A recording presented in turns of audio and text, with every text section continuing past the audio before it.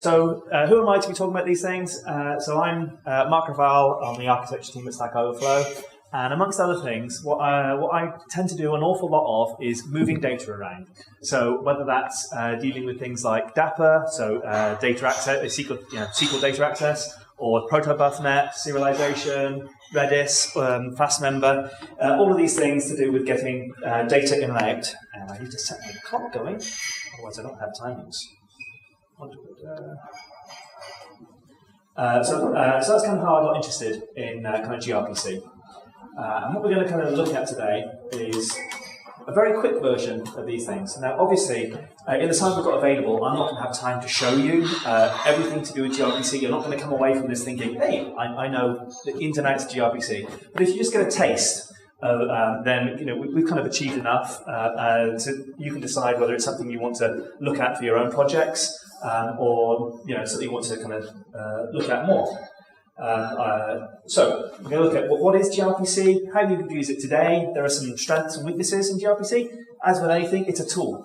It's good for some things, it's not good for all things. If you're using a hammer to do every DIY job, you're using your hammer wrong. And then there are some things that are coming up soon in .NET Core 3, and that's why I think gRPC is particularly kind of in focus at the moment. Is that there are a lot of things happening in the .NET Core 3 timescales that kind of make it particularly interesting. So everything these days is services. Whether that's microservices or macro services, everything's talking to each other. You can't turn your heating on without using your smartphone to talk to 6 servers and 17 clouds. So getting data around, all your systems talking to one another is kind of crucial. I've spoken to a few people today talking about all these different enterprise systems and things where you've always got data talking to systems, all these things talking together. And we need these things to work well. So what is gRPC? As you can tell from the name, it's an RPC stack, so it's remote procedure calls, developed and used by Google. It's kind of open source, platform independent, and it's high performance. It's designed to be high performance. So it uses kind of, normally it's associated with protocol buffers, although you can use other things inside it. And it is unashamedly HTTP 2. It's not one of these things that says, oh, you can kind of layer it on any transport, like WCF might have done. It is very kind of HTTP 2, which again is quite efficient in terms of, it's more efficient than HTTP 1 anyway. So it's designed for efficiency, and that kind of thing tends to get really, really important when you're talking about microservices, and you've got an external system coming into one layer of an app, talking to another layer of an app, talking to another layer of an app. All of those latencies add up. So efficiencies, whether that's CPU efficiency or network efficiency, they start to really matter when you've kind of got layered systems. You'd also really need to use it if you're talking to a service that is gRPC, which tends to be, a lot of Google systems tend to be gRPC based.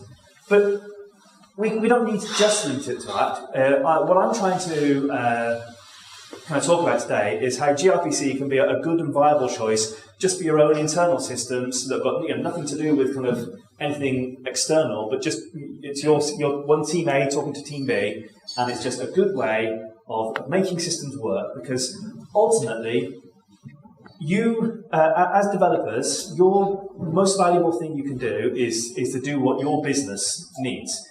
If you're spending all of your time writing kind of network code and network protocols and all of these things, that's probably not a good use of your time. You should be kind of focusing on what your business needs, what your client needs, what your customer needs. So gRPC is one of many tools that will kind of help you kind of get those things done efficiently without you having to worry about all the details. So before we can really talk about gRPC, it kind of helps to kind of have a quick look at protobuf, just because that tends to be kind of a good lead in. So what is protobuf? So, like I said, gRPC is, if you think about things like SOAP, they tend to be, not SOAP, SOAP, slap me. A lot of data services, you're going to be talking things like XML or JSON. Protobuf is just a different way of expressing structured data that happens to be kind of a binary format. So yeah, it's binary serialization protocol, again designed and used by Google. There is a JSON variant. I don't tend to cover it much because if you wanted to talk JSON, you'd use a good JSON serializer. You wouldn't, where protobuf really shines is kind of dealing with these binary things that allow you to do code really, really efficiently. So it's not new. So we had this in the previous talk. We were looking about the developers trying to look at the new and shiny thing. Now, gRPC is not new and shiny. It's been around for quite a long time. Same with protobuf. They are established technologies that are just kind of tools that are available for you. One of the key things is it's platform independent, which means that you can use it in your .NET code, but you can also use it in your Go code, your Java code, your C++ code, and it should all just work together nicely.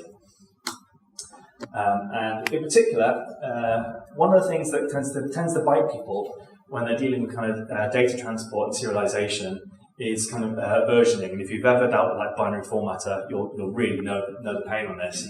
So one of the things that kind of protocol buffers does quite nicely for you is make it really, really easy to make your data formats.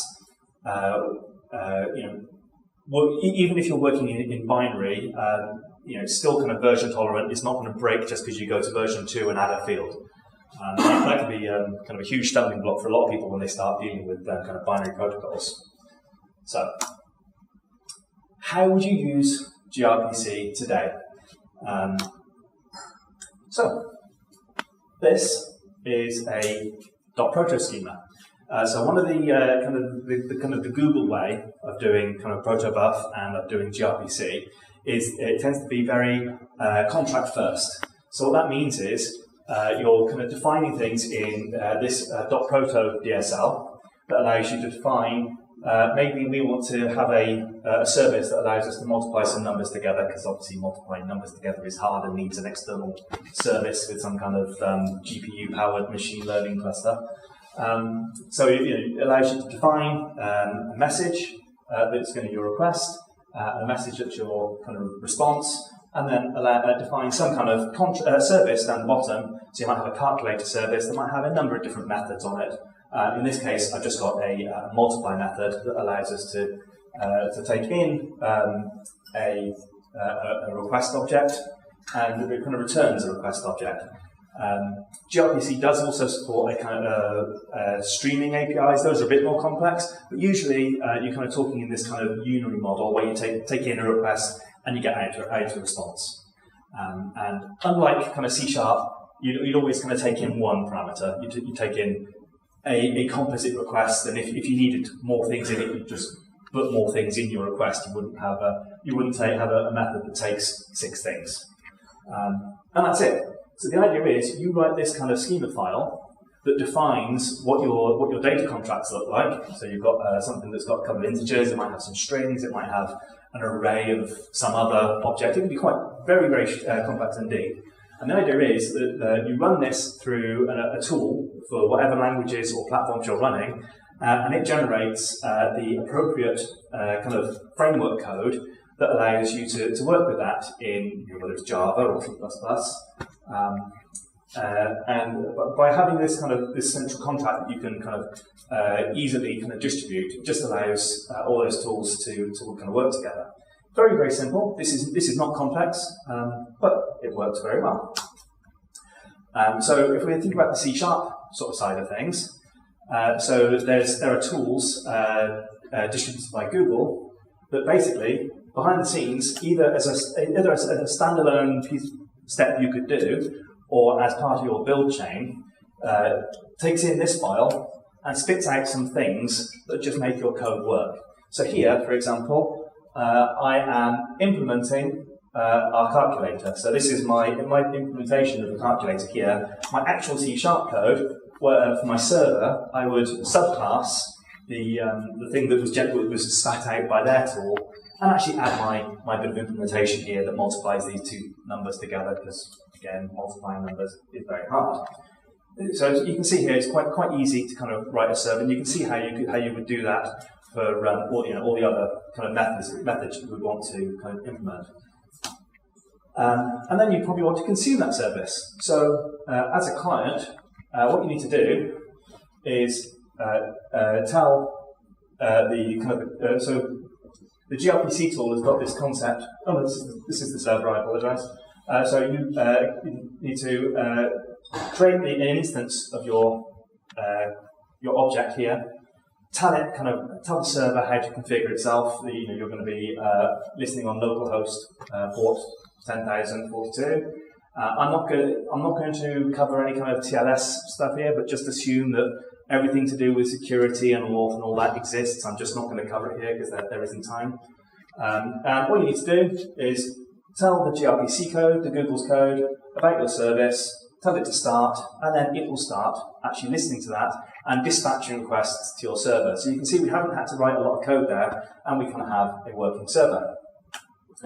We probably also want to write a client. So again, the Google code will have spat out a calculator client that matches our definitions.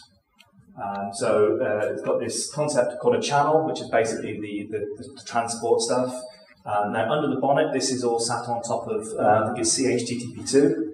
So by default, you get this unmanaged layer, and then the Google code sits on top of the unmanaged layer and gives you a nice managed API. But from your perspective as a kind of consumer, regardless of whether this is your server and you're just the other half, or whether it's a kind of Google server, it doesn't matter. You just create up your client object, telling it the channel you want to listen to, and then all those methods that were defined in the .proto file will now be available in here for us to call.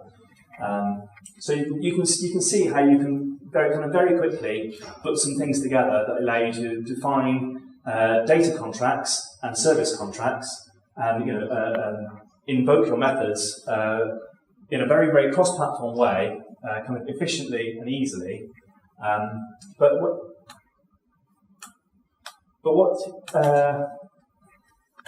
There's kind of a lot more things that are kind of hidden in gRPC that if you were, most of the things we've kind of seen there, you could do quite easily if you were just writing your own kind of raw sockets layer and doing something that was quite simple, just sat on top of TCP or whatever.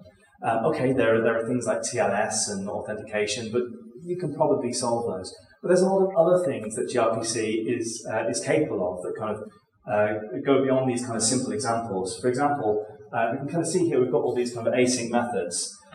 Now, because there are async methods, there are ways of passing in a cancellation token to them. And one of the interesting things you can do with gRPC, because it's using HTTP2, is you can actually get it to issue an out-of-band cancellation, which is something that if you were trying to implement all this stuff by hand, it would be very hard and painful to implement. But with the gRPC, you can just create your cancellation token source and pass in the cancellation token as part of your request. And you can even daisy chain that between multiple requests in a tiered architecture. And when you cancel the cancellation token, that will then propagate through from the client to the server to whatever else, and will kind of allow you to, just because somebody clicks cancel in a UI screen, will allow you to tear down everything that's happening through a chain, which is kind of quite a lot of things to do. There's also, as I mentioned, the streaming API that actually allows you to do full duplex. Now, if you've ever used kind of WebSocket, in HTTP1, WebSocket is kind of the closest you get to kind of full duplex. And now the point of duplex here is that it allows either the server or the client to send messages at any time completely independently of each other. So that's useful for doing things, for example, whether it's a chat application or a trading application, you could subscribe to a channel and have the server just drip messages down to the client as they are relevant, and just have the client kind of consuming those without having to constantly poll. The API for that at the moment in the Google stuff is a bit funky, to say the least. You kind of need to write it like you were manually writing an async for each, but you can do it. I'm not saying it's pretty, but you can do it at the moment. But again, this is one of those features. If you're trying to write it by hand, it would be very hard. So that's kind of bare bones of what gRPC is offering. As you can see, there's nothing magic so far. It's just I'm an RPC stack. That's fine. There's lots of RPC stacks. So why is it interesting? So I won't kind of read through that. Those are just the kind of key points that I covered. As I mentioned, at the moment, all of that code, you get your generated code, and there's a couple of DLLs, the Google DLLs, and then right down the bottom here, there's this CHTTP2 bit, which is the unmanaged layer, which is a bit of a thorn at the moment. And that can be something that makes it, at the moment, a gRPC, that can make it quite undesirable for you, especially if you're kind of working across platform and you're not quite sure what your target's going to be. So that's something to be aware of, but it gets better.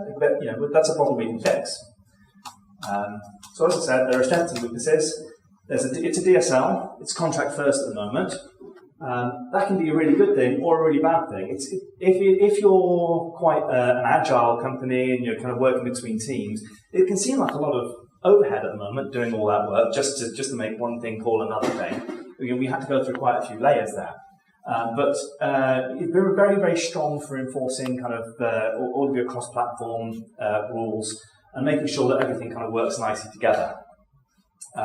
But there are a couple of other problems, and in particular, the code gen at the moment from the Google tooling is C# only. And we're a .NET world. We were looking earlier at F#. There's VB. There's a good number of languages that you can use in .NET. At the moment, the Google tools, it's worth noting that they are kind of C# only and Proto 3 only. There's kind of two sub-languages, Proto 2 and Proto 3, and at the moment the Google tools are Proto 3. Master branch has got Proto 2 version, I think.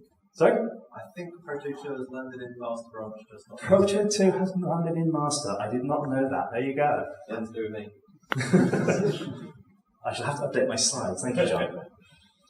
Ruining things for me here. Yeah. One of the things for me, for my money, the generated code that we get is kind of quite verbose and restrictive. Some people don't care. It's generated code. You're not meant to look at it. I'm fussy about generated code, and I'm opinionated. But it exists. It works. You could do that now. You could get something working quite well. So, why is it kind of interest at the moment, gRPC? We saw in the slide earlier, gRPC isn't new. Why is it suddenly kind of making a bit of news? So the big thing at the moment is Microsoft are writing new libraries that work with the existing generated code. So the exact same code I generated in those examples earlier, but using new 100% managed libraries. So no HTTP2.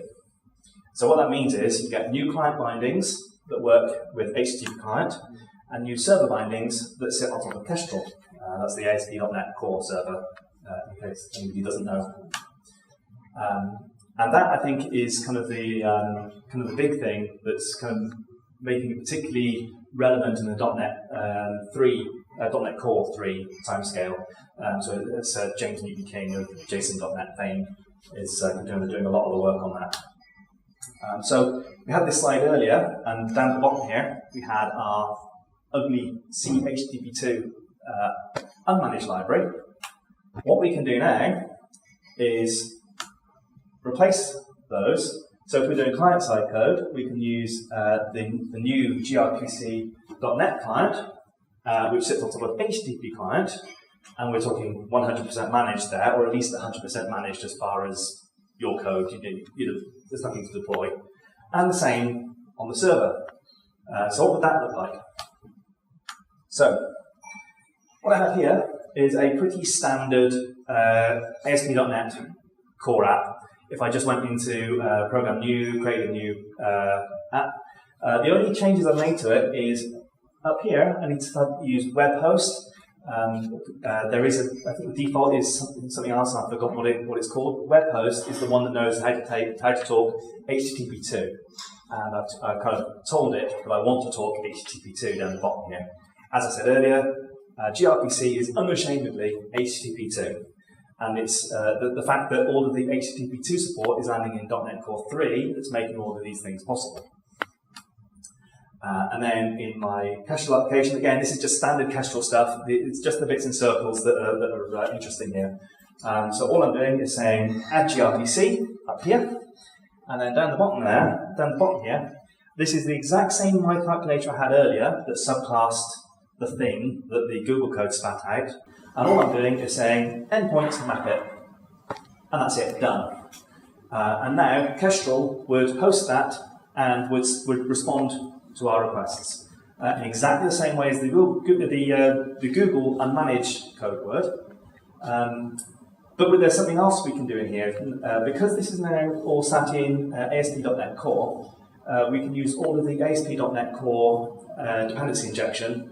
So if my calculator class had a constructor on it that took whatever services you need, an IMI service, whatever you want, as long as you configure those services and tell ASP.NET where to get those from, it will inject them for you.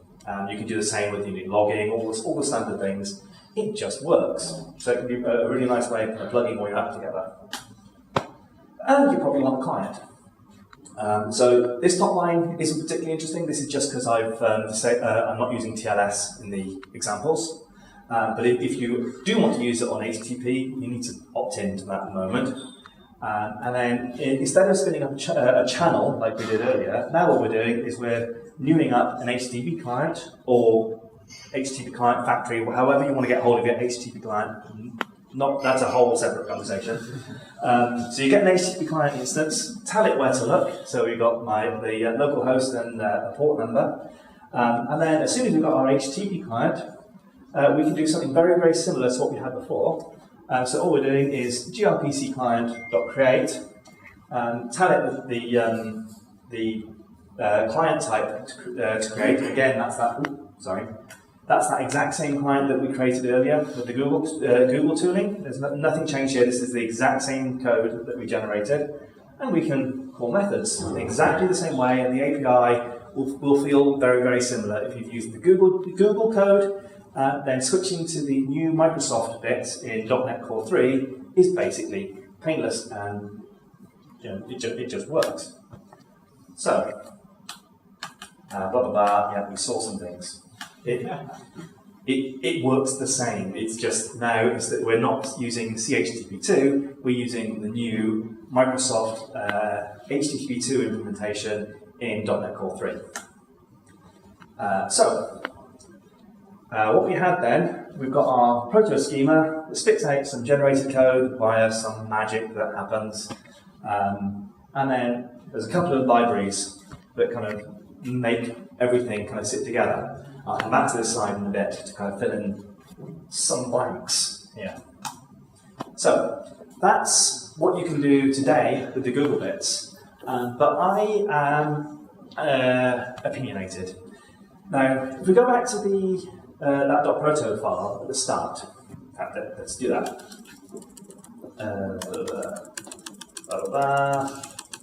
There's got to be a quicker way. There we go. No. There we go. That's the side. This is not very complicated. We're not actually expressing an awful lot of stuff in here. What we have is something, some kind of data contract, another data contract, and some kind of service contract. It kind of feels like we could do an awful lot of this a bit more simply. And there's probably a lot of people here who kind of remember kind of WCF. And so I deliberately used the words kind of data contract and operation contract. And if we scroll forward, it seems to me like we can just define that exact same stuff. I should have copied the slide, it would have made sense. A lot more simply. So what we could do is define a data contract that has that is our multiplier request and has a couple of properties, and another data contract that is our result that has a couple of properties, and define a service contract that is our services, and we can have multiple services on there if we wanted to. It's just an interface. So what I'm kind of looking at here is kind of the code for first world, and this the code first world it was very popular back in the WCF time, and it kind of particularly fits well when you've kind of got teams that are working on kind of similar platforms and are working together in the same business, and they can either kind of do kind of direct code sharing, or you could just bundle this contract into a package reference and nutclick on your local build server, and just have all your actual libraries consume it from there. So this, for my money, is a very, very clean way of kind of defining that exact same contract that we had before, but in a purely .NET world. So how would we do that? So if we were actually implementing a service, what do? We implement the interface. There's no subtype here to subclass. All we're doing is just, here's a calculator, it implements that interface that we just defined, and we implement the method, and we do some code. And we can then use this using some other tools that are available in the gRPC.NET world, and I'll kind of link to these all at the end. And the only change we need to do is, instead of saying add gRPC, is say add code first gRPC. Everything else here is identical. We're still mapping the service in exactly the same way down here. We still get the dependency injection. But all we're doing is telling it to kind of look at things in a slightly different way. And we're doing consuming that as a client. Again, do something very similar. All we need to do is spin up an HTTP client, and instead of, if you remember the previous slide, the Google code spat out a calculator client type that we had to create an instance of using the HTTP client. Well, now we can do exactly the same thing. It's just all we need to do is say, from that HTTP client instance, create me a gRPC service of type iCalculator. And just that interface shape is enough for the tooling to go away at runtime rather than the compile time and say, I know what that looks like, I can put all those pieces together. And then once you've got that, you can call your methods. So that is code first, kind of gRPC in .NET Core 3. But these tools don't just work with the .NET Core 3 stuff. They also work because of that nice library separation that Google built in with the libraries where the actual shape, the API library was separate to the implementation.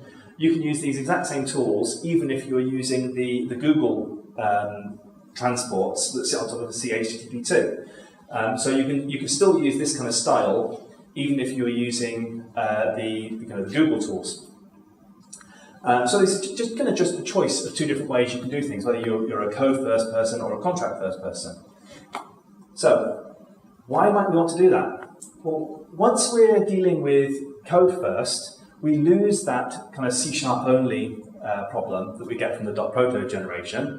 Now we can start writing things in F# if we want to, or VB, or any other .NET language you like, as long as you can kind of define your data in a way that kind of looks like a .NET interface and a .NET data contract, it will work. The tooling will just understand it and know what to do and allow you to exchange your data without you having to spend all of your time writing boring network stack code. So again, we kind of defined our data and services. Now, if you are working in the contract first world, generating those kinds of interface, those kind of data contracts, just an interface or a very basic POCO with properties. That is something that we can also do with kind of build time tooling, and again there's tools available to kind of generate those contracts for you. If you have a .proto file, you can got from another service, but you just want to use kind of that style of coding, so that's possible too. So then you've got nice idiomatic .NET code rather than the idiomatic Google code that just happens to be doing in .NET. And no native libraries now, if you're using the Microsoft bits in .NET Core 3. So, I think gRPC can be a great tool for allowing you to use general purpose calls between any parts of your architecture. It's efficient, and if you're using kind of especially if you're using kind of the code first style of things, it can be kind of virtually painless. There's nothing to really define there other than what the shape of your data is, what methods are available, what services are you exposing, and what do they take. Now that's something you need to do anyway, no matter how you're doing. It's just that now you haven't got to kind of to worry about all those details yourself. You're just saying, here's my contract, it's an interface. That's really easy for somebody else to kind of go away and consume. But you get all the other bits built in for free. Slight bit of caution, all of the Microsoft stuff, again, it's kind of tied in with the .NET Core 3 stuff, and I'm not even 100% convinced that it's going to be released with .NET Core 3 rather than a little while after .NET Core 3. If you want to play with the Google bits, fine. I wouldn't play with the Microsoft bits in production yet, unless you're kind of very, very confident what you're doing, because it is kind of, it's just still evolving. But these tools exist. They can make your life easy in terms of getting your data from service A to service B, whether that's an external service or your own services. And that's kind of what I'm trying to make available to you. Just here's another tool for allowing you to do that. Now I can talk about these things for hours, so please do come and find me and ask me any and all questions. I can talk about. I've literally done an hour and a half version of this same talk. So you're getting the quick version. But other than that, just to say thanks. You don't need to memorize anything from the slides, other than all of the slides are available. There are full code examples in a whole wide range of languages of the Google versions, the Microsoft versions, the versions I was talking about at the end there that's protobufnet's versions that plugs into the Google's API. And there are examples and downloadable source code, and the slides are all fully available up there. So if you just look at those URLs, you can get all of this information and more. And I hope it's useful to at least some of you. So thank you very much.